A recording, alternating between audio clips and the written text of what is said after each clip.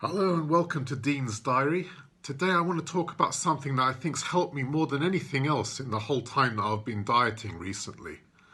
About 6 months ago, I got really heavily into fasting. I was really sold on the benefits of fasting, and I built up slowly and carefully to the point where I was ready to do a 3-day water fast. So for the entirety of those 3 days, there was no tea, no coffee, no food, just water passed through my lips. And a lot of unexpected effects happened. I didn't expect how much it would profoundly change the relationship I had with food. That 3-day water fast, unknown to me, actually made my taste buds really, really sensitive. So it was almost like I went back and I pressed a reset button in my body and put my taste buds back to their original factory settings. So after the 3 days, I thought everything was going to go back to normal. I didn't think it was going to make that profound an effect. And the first thing I chose to eat after the fast was a banana. And that turned out to be a really big mistake. As soon as I bit into the banana, it felt like I'd bitten into a sugar grenade. I just felt an explosion of sweetness and sugar. And it was just sickening. I couldn't eat it. I love bananas, but that just felt so bad. I couldn't even take one bite of it.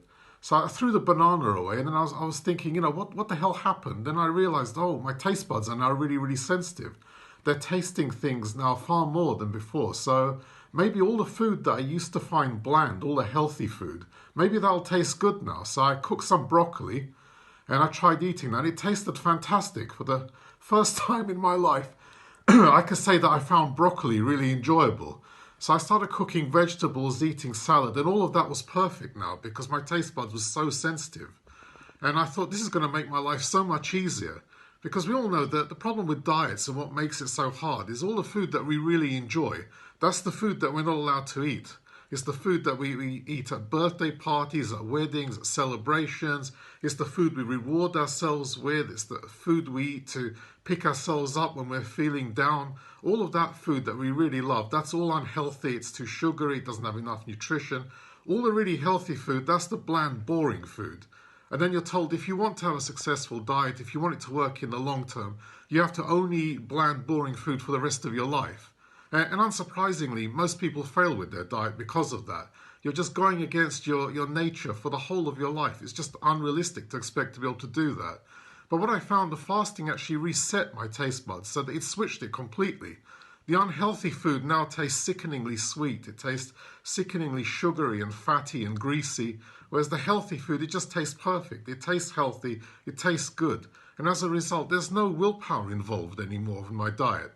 Well, when I tell people my diet's full of vegetables and salad, they look at me with a combination of pity and respect.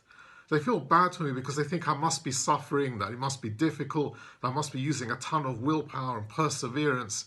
Whereas in reality, I'm eating food that I really enjoy, and I'm not feeling any sense of deprivation or loss. I'm eating the stuff that I really like. So this, more than anything else, has actually helped me in making the diet so much easier to do. It's given me a real optimistic feeling that I can keep this going for the rest of my life.